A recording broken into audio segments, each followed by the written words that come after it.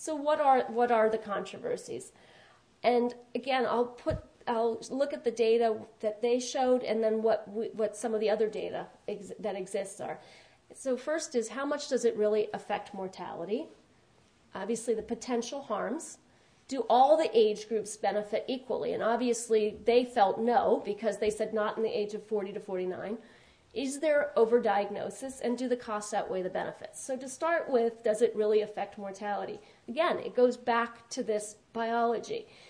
The argument that it doesn't affect mortality is what we call a lead time bias. And what that means is, okay, if we're picking it up at 3 years, and you'd find it at 7 years, it really looks like you lived longer because there's those 4 years. But if you just waited till you felt it, then there really wouldn't be a difference in your lifespan.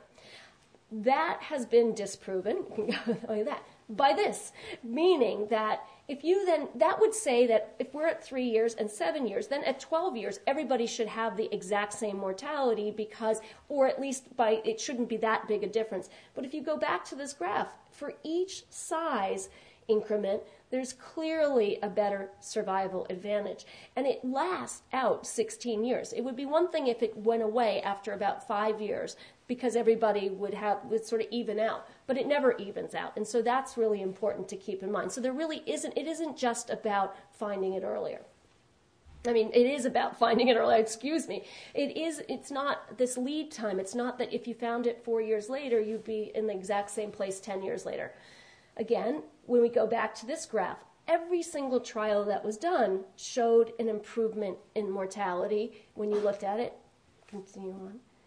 So when we looked at it, one of the nice things that the Swedish group did, again, and I referred to Tabar because I think he really, really was the grandfather of all this.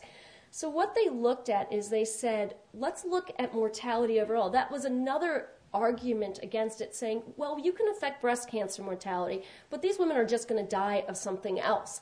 And what they showed is the relative risk was very low, about 70%, it's 30% less from breast cancer. But then if they looked at death overall, there's about a 13% reduction. And what that really is reflective of is a large number of women who would have died of breast cancer who then lived because of being treated. And it's in this age group of 40 to 70 that it makes the biggest difference. So we can say pretty clearly that it's going to affect mortality, but the question is, what are the harms? And again, to each person individually, there may be a difference in what we consider to be a harm. So the first thing that is considered to be a harm is what we call false positives. And again, going back, it means we think there's cancer there on the test, but there's actually not cancer there. And so if we look at a 10-year period, in the late 1990s, there was a study done with a large database that basically took into account a lot of the mammography across the country. And when they looked over a 10-year period, it was felt that up to a quarter of women would have to undergo either additional imaging or a biopsy to prove that they didn't have cancer. And they felt that was probably too high a number, and this was actually taken into account in some of the information. Again, the other 75% of women who had tests that showed cancer probably wouldn't feel that way, but you'd have to ask this 25%, was it worth it? There is anxiety, and I completely understand this, but it is really a way of looking at it. Now, we'll also look a little bit later at the newer information about this. So then when they actually plotted it out, they felt that even if you continued, if you're doing a number up to 10 mammograms during that period of time, you could have as high as a 40% chance of either needing additional pictures or needing a biopsy. One of the problems with these data, and this is what was used by the task force, is that it comes from mammography that was done in the 70s and 80s, and the equipment was very, very different. And when we talk a little bit more about mammograms and what we see, I'll show some pictures of the differences in the types of equipment. So the other argument is that specifically for women between the age of 40 and 49, it's a much higher rate of having a false positive. So you can see about almost 100% of those would have at least one positive. By false positive, it doesn't absolutely mean you have a biopsy. It means you could just have extra pictures taken. And many of you who've gone through this know that isn't that uncommon to need it, and that is considered a false positive. But when you get to the 80 to 89-year-old group, it's not as common. Continue. So with that in mind, the next question was, does mammography make any sense in that 40 to 49? If you have that many women who are going to need at least additional films, does it make sense? And so again, we go back to the Swedish data, and what they decided to do is to break it out just for those women. And in this, it's women who start in their 30s and started screening. And they looked at that group of women, and what they clearly showed by exposed, what they mean by exposed is they've gotten mammography.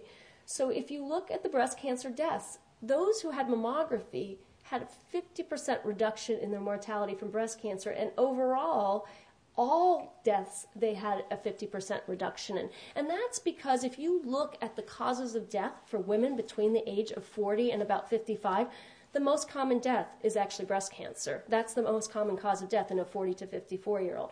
So for that reason, that's why it affected everything. And so recently, there was a new trial that looked at this in the UK. And it was in the 1990s. And unfortunately, what they said was there was no decrease in mortality. Again, this was written a lot about, and it came into play when they were the U.S. task force was making it. What they concluded was you have to screen 2,500 women to avert one death from cancer. So what they made a qualitative decision that life that was saved was not worth the screening for the other 2,500. It's not necessarily that it didn't reduce mortality, but they felt that there has to be a number that they give. In this trial, though, when you looked at it, fewer than 70% of the women actually went for their screening. So in addition to not necessarily having the best screening modalities in terms of the updated mammography that we now have, fewer than 70% of the women actually went.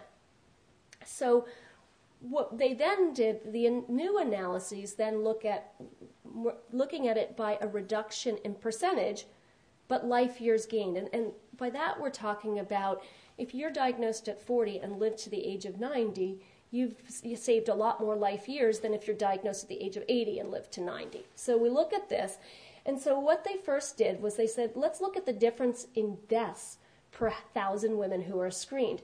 And in the age of 40 versus starting at the age of 50, there's only about 1 or 2 additional women who would be quote-unquote saved. But when you actually look at the difference in life years gained per every 1,000 women that are screened, it's a much higher number. These are the different mathematical models they used, by the way. So they used 6 different ones. The lowest they came up with 11-year difference for every 1,000 women, and the highest was 58. So there can be a huge difference in the number of years that are saved, and that goes back to the fact that, again, the highest mortality comes in that group of 40 to 54. So again, one of the problems with younger women, and this is, I want to bring up here again, the biology, if I can keep bringing this up, is that the screening tests that looked at it and the studies were actually looking at screening every 2 years. The problem for younger women is that time from 3 to 7 years may be much faster. You may go from the 0 to the palpable lump in 2 or 3 years rather than going to it in 7 years. And so that's important when you're screening, and you have to take that into account. In addition, this is our old film screen mammography. And what you see is there's not a whole lot of definition there to this screening. There's also a lot of this white tissue. The whiter the tissue is, the more dense it is. And as if you can imagine, little cancers could hide in that very easily. So when we look at this, and I'm sorry it doesn't project very well, that's okay. We can get you a set of slides to look at home. On the left is the film screen mammography. On the right is digital. And what digital does, and this is really the standard now, all the entire country is going to digital, is it subtracts out some of that density and makes it much easier to see. So in addition to when we question screening in the 40 to 49-year-old, people will often ask me, do you think I should just come every 2 years? It's absolutely no. You need to be in every year because things can change faster. So the other important thing about mammography for younger women is no matter how dense your breast tissue is, you will see calcifications. And this is a little bit exaggerated. There's actually some smaller calcifications. The real white ones that we're seeing are actually benign calcifications. But within that, there are these little smaller areas. That can be the earliest sign of cancer. And no matter how dense your breast tissue is, you can actually see those. And so it's really, and that typically represents the earliest cancers that we see.